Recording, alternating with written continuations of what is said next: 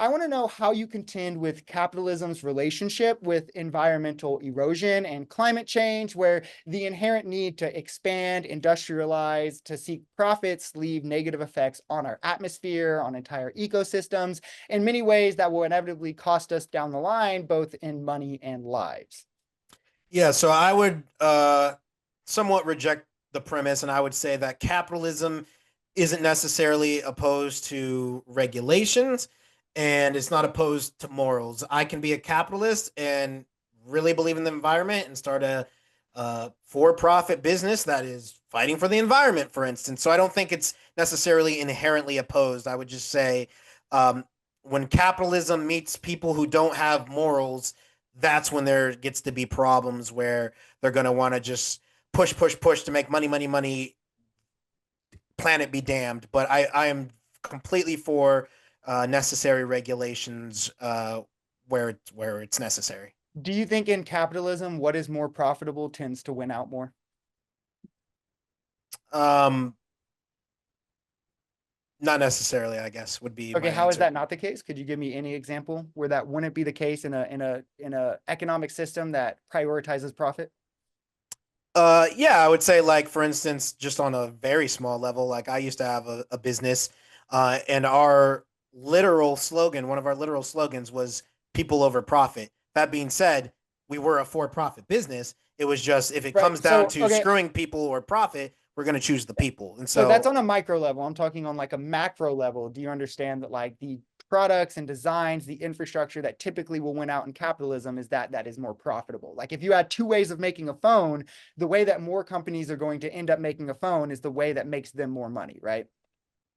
yeah, I would say the one that makes them the more money is the way that they're going to go, assuming, uh, well, but that doesn't necessarily tell us about those individuals' morals. So, like, Right. yeah, So, okay, well, I'm not worried about the moral aspect, but that was a concession that I will take because it is, and I think it's pretty logically true, obviously, in a well, system yeah, I that mean, it's prioritizes capitalism. profit. Obviously, they want profit. Right. So then you would understand how negative consequences to our environment then is a problem that is more likely to happen under capitalism due to things like fossil fuels being more profitable than green energy initiatives. That would be the logical conclusion, right?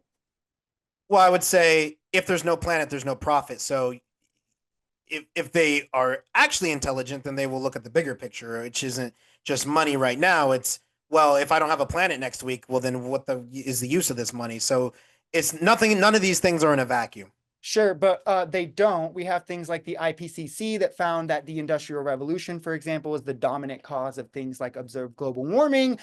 We have other reports that show how corporatization, the growing of corporations in an economy, leads to more greenhouse gas emissions. These things lead to increased natural disasters, are effects we see from climate change. We see a link to malnutrition, things like that. So my question is, how many lives, like how much of these negative effects are worth it for profit?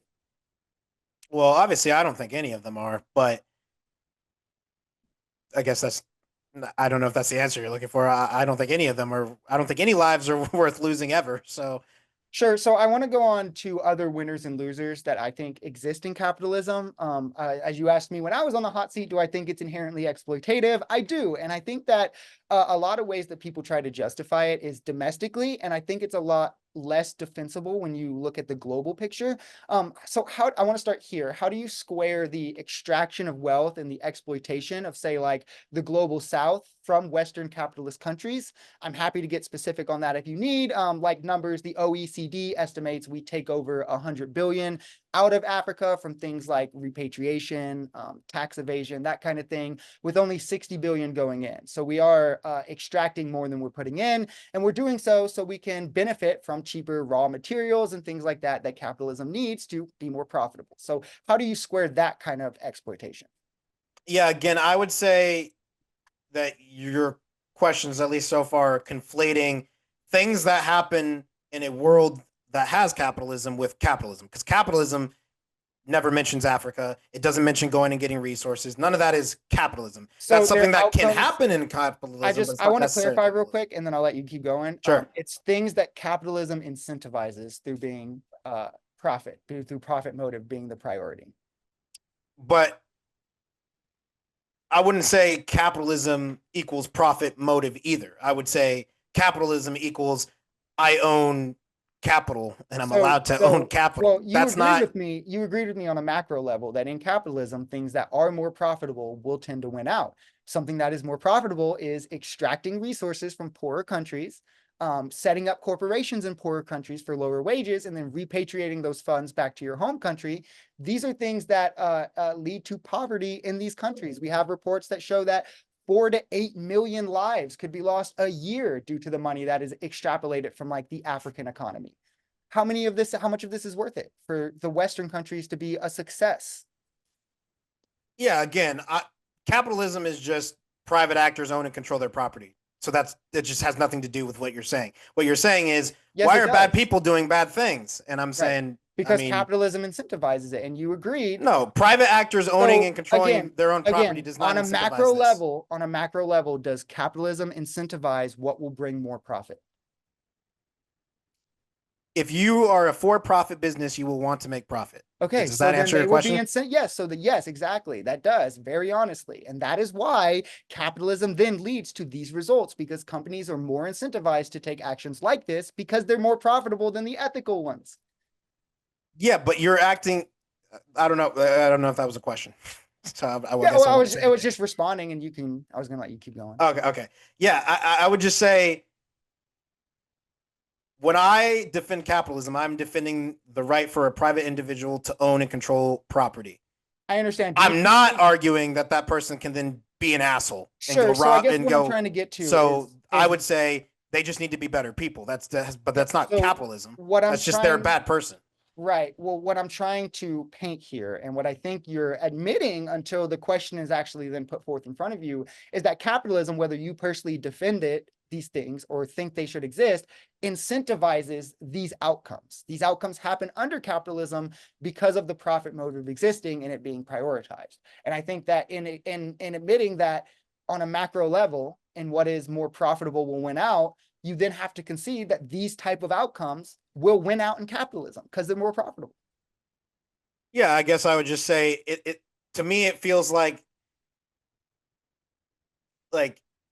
let's take socialism. There's going to be the fat cat politician people who want to be in the government knowing that they'll control the means of production and all of that, who abuse and send people to the gulags and do all. Yeah, but is that socialism or is that bad people and then a system? Are those two separate things or are those the same? Because if they're the same, then we have to say the same thing for socialism. And now socialism equals millions dead in gulags and bread lines. So is it Yeah, separate or is it together? that's not analogous because you can't draw how socialism as a system leads to that as a logical outcome. It's I people can un- because somebody has Oh, to no, be no, on no, no. top Hold and on, it's hold the on, hold on, hold government. on, hold on. It's Sorry. people under socialism doing these things. I'm explaining how capitalism, through what it prioritizes, leads to these outcomes. You're explaining someone under socialism doing something. Those are two different But things. I'm saying socialism incentivizes it because all of the power goes to this one place.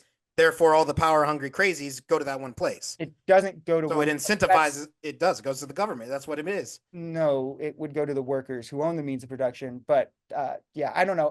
I don't have anything on socialism, so Sure, we don't have to go in on sure, that. sure, sure. I want to go on to conservative beliefs. How do you square conservatism as a strong political ideology, despite it not only leading to leaders like Donald Trump being elected, but worse historical economic outcomes than when liberals are in power from less GDP creation, less job creation, more debt, more inflation. I mean, the list goes on. Well, can you ask the very first part of the sentence so I How would remember how it you started? how would you defend it as being a strong political ideology or Yeah, I mean, I would say Donald Trump's not a conservative. Everybody knows that. but if So I would conservatism say, led to Donald Trump, how could you defend it? well, I don't know that I would say that conservatism did lead to Donald Trump. I would Okay, who say voted for Trump, liberals or conservatives? um, either, I would say maybe neither. I would say populists voted for him, not conservatives. Okay, you don't think Conservatives want a conservative amount of government. They don't want somebody Okay, well then, okay, I'm sorry, I have to corner you on this. Why does Trump gotten more votes than other Republicans then, if in your theory, not a single conservative who voted in any other Well, election is voting for Trump? He should have had lower oh, numbers. that's not what I'm saying. I guess this is probably just a bad answer that you're not going to be happy with. But I would argue most Republicans are not conservatives. Conservatives and Republicans are not the same thing. Being a conservative means you want a conservative amount of government. If you don't, you're not a conservative. Doesn't matter who you vote for. Doesn't matter if you're Republican. Doesn't matter if you call yourself libertarian. If you don't want a smaller amount of government and the government leaving us alone, you're not conservative. Okay, It's a so then different thing. maybe let's focus on the second half then, if we're just going to get in a semantic loop there. How do you square it if economic outcomes are typically worse under conservative presidents? Would it just be that no president has ever been conservative? No president has ever been as conservative as I think they should be. Okay, So, yeah. but that, So which is why I said you wouldn't this like is my answer. coke, But copium.